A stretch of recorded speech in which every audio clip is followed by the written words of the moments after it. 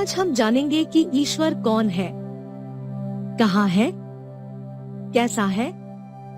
बुद्धि और इंद्रियों की सहायता से हमें विश्व ब्रह्मांड का थोड़ा बहुत परिचय प्राप्त होता है। यह ज्ञान बहुत ही स्वल्प है। इसके अतिरिक्त भी अनेक ब्रह्मांड ऐसे हैं जिनके संबंध में हम भूलोकवासी मनुष्य प्राणियों को कुछ भी ज्ञान नहीं है। समस्त सृष्टि इतनी विस्तीर्ण है कि बुद्धि की वहां तक पहुंच नहीं हो पाती। यह महान रचना किसी न किसी निर्माता की कृति है। बिना व्यवस्था के तो हमारे छोटे छोटे काम भी नहीं चलते, फिर इतनी बड़ी सृष्टि का काम बिना किसी संचालन के किस प्रकार चल सकता है। हमारे शरीर के कलपुर्जे बड़ी भारी आश्चर्यजनक उत्तमता के साथ बने हुए हैं। इतना उत्तम यंत्र बनाने में कोई भी विज्ञानवादी अब तक समर्थ नहीं हुआ।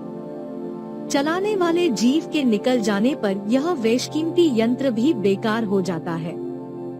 इसका एक भी कलपुर्जा अपना काम नहीं कर पाता, फिर संसार का सारा कार्य जो बिल्कुल नियम पूर्वक हो रहा है, क्या बिना किसी संचालक के संभव है।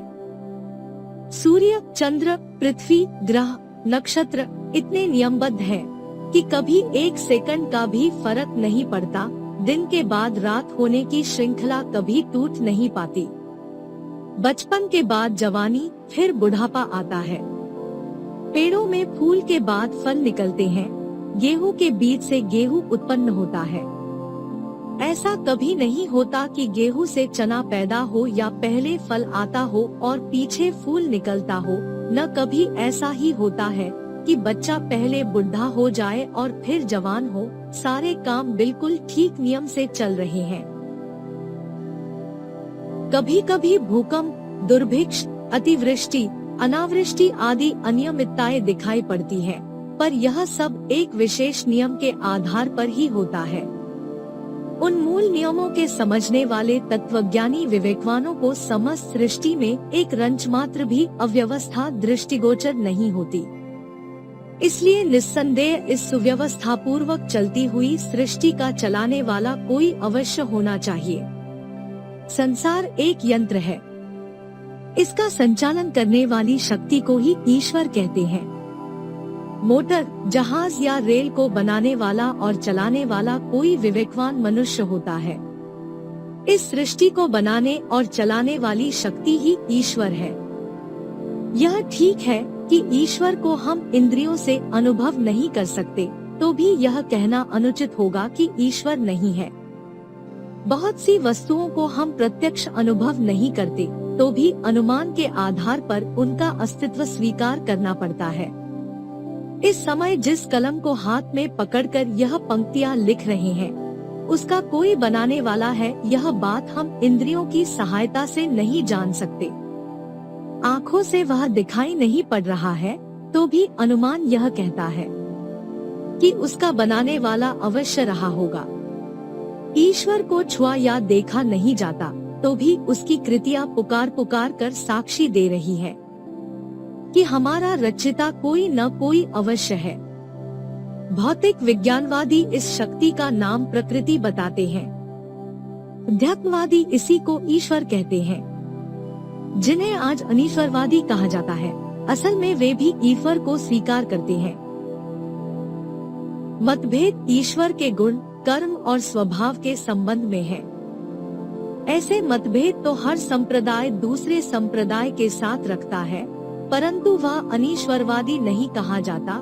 फिर भौतिक विज्ञानवादियों को नास्तिक कहना उचित न होगा। सृष्टि का निर्माण और संचालन करने वाला एक अदृश्य तत्व मौजूद है। इस महान सत्य से कोई भी इनकार नहीं कर सकता। ईश्वर तत्व केवल निर्माण करने वाला और संचालन करने वाला ही हो, सो बात भी नहीं है, वरन उसमें अनेक गुण हैं। जैसे सूर्य की असंख्य किरणें अनेक प्रकार की हैं, और उनमें अनेक गुण हैं। ईश्वर की निर्माण करने वाली शक्तियों को पृथ्वी, जल, तेज, वायु, आकाश नाम से पुकारते हैं।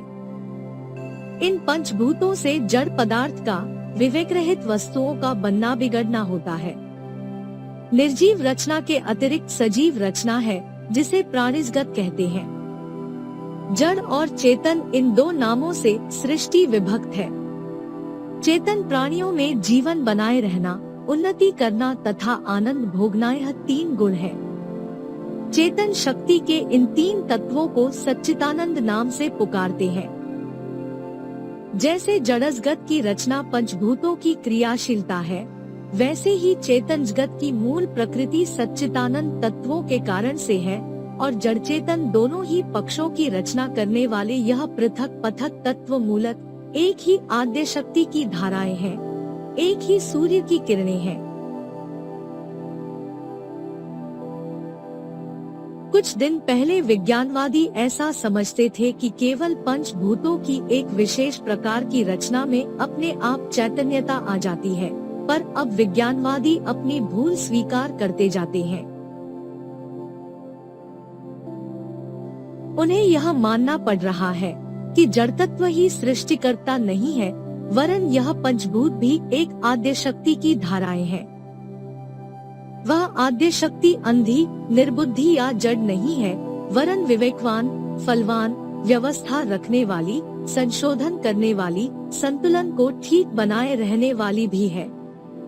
सृष्टि को कार्यक्षम रखने वाले इलेक्ट्रॉन परमाणुओं को सूक्ष्म परीक्षक यंत्रों की सहायता से मालूम कर लिया गया है, पर वे विद्युत परमाणु 25,000 मील प्रतिक्षण की द्रुत गति से अपनी धुरी पर कैसे घूम रहे हैं, इस संदेह का समाधान आद्य शक्ति को माने बिना और किसी प्रकार नहीं होता।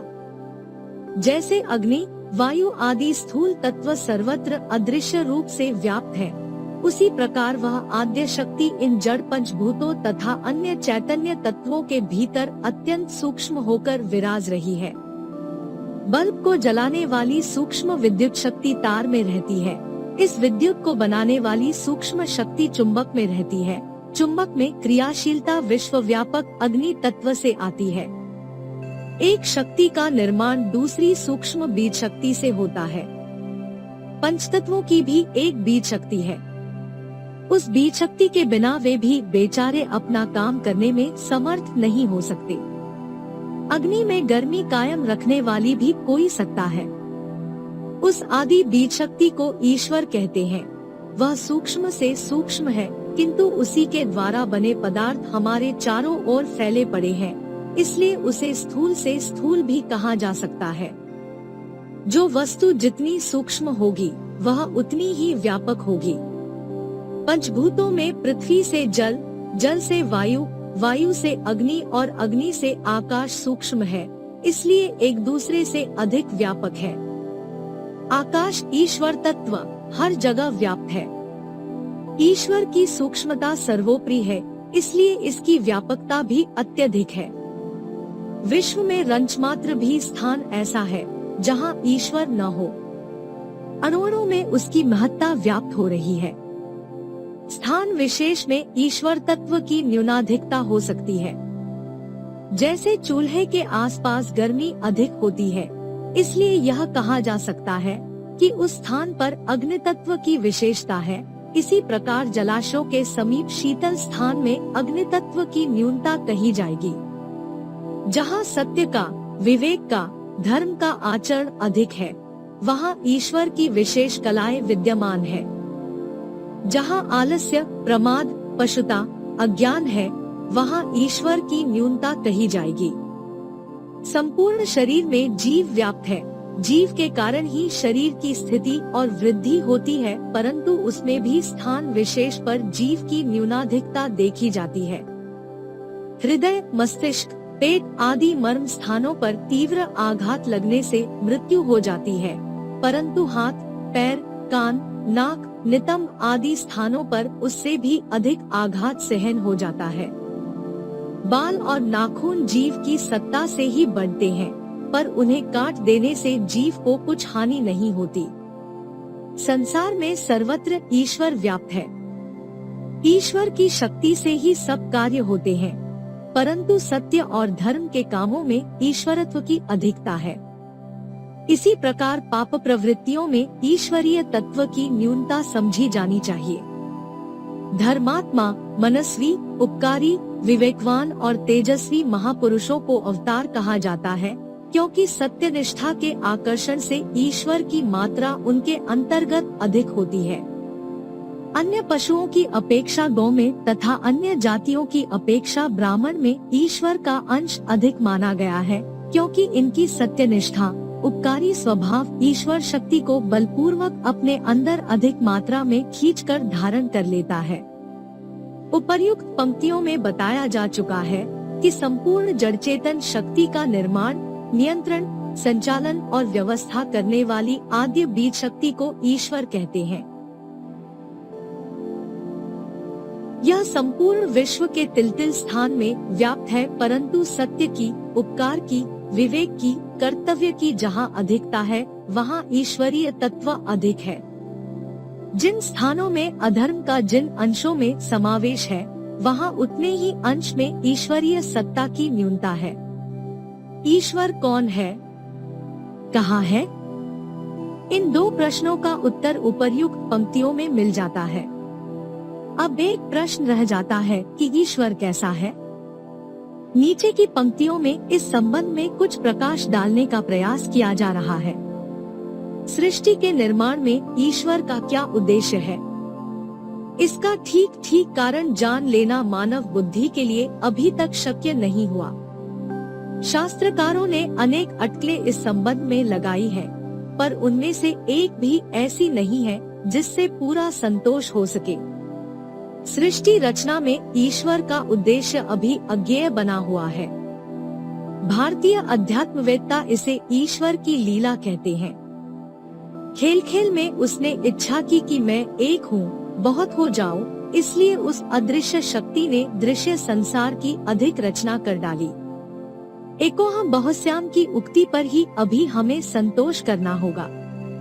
संभव है कि भविष्य में इस संबंध में कुछ जानकारी प्राप्त की जा सके, पर आज तो उस अज्ञेय मर्म के संबंध में बेचारी मानव बुद्धि केवल लीलाधर की लीला ही कहने में समर्थ है।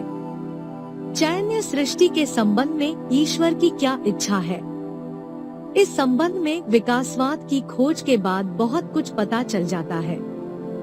हम देखते हैं कि तुच्छातितुच्छ जीव भी विकास करता हुआ आगे की ओर बढ़ा चला जा रहा है। हर एक प्राणी उन्नति के लिए प्रयत्नशील है। उत्थान की आंतरिक प्रेरणा जो जीव मात्र में होती है, ईश्वर की इच्छा समझी जा सकती है। तुच्छता से महानता की ओर, लघुता से महत्व की ओर, अंधकार से प्रकाश की ओर चलते हुए जीव पूर्णता को प्राप्त हो, बंधन से छुटकारा पाकर मुक्त बने, आत्मा परम पद को प्राप्त कर परमात्मा बन जावे। चैतन्य सृष्टि के लिए यही ईश्वरीय आदेश प्रतीत होता है। यह आदेश ठीक प्रकार पालन किया जा सके, इसलिए उसने अपने को निर्लिप्त और समदर्शी रखा है। किसी जीव की स्वतंत्र कार्यकारिणी शक्ति में वह जरा भी हस्तक्षेप नहीं करता और न किसी के साथ किसी प्रकार का पक्षपात करता है। उसने सृष्टि बनाई है और बनाकर नियम सूत्रों से इस प्रकार बांध दिया है कि सब कार्य यथावत चलता रहा है। घड़ी बनाने वाला कुछ विशेष नियमों के आधार पर घड़ी के पुर्जे फिट कर देता है, फिर वह घड़ी अपने आप चलती रहती है। घड़ी और संसार के उदाहरण में इतना ही अंतर है कि घड़ी बनाने वाले का पीछे उससे कोई संबंध नहीं रहता, परंतु ईश्वर और संसार का संबंध ऐसा नहीं है।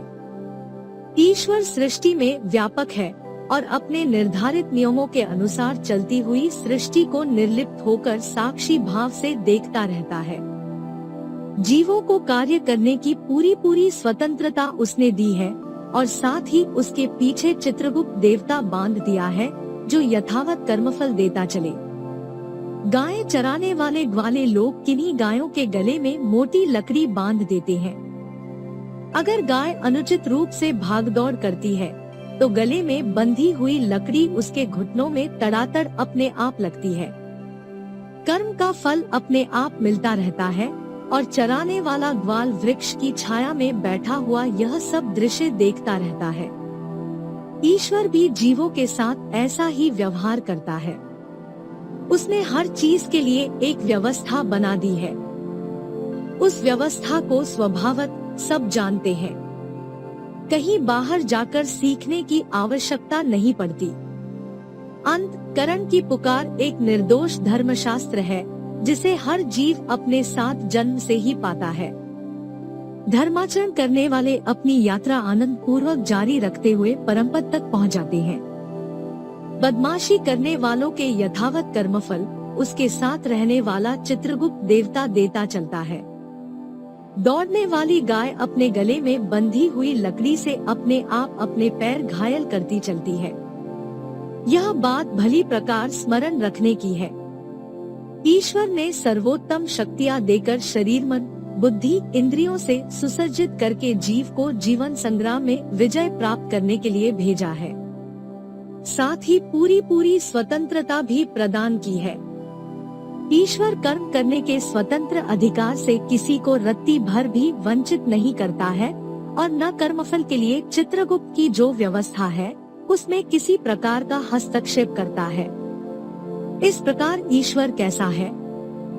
इस प्रश्न के उत्तर में उसे समदर्शी, निष्पक्ष और निर्लिप्त कहा जाता है।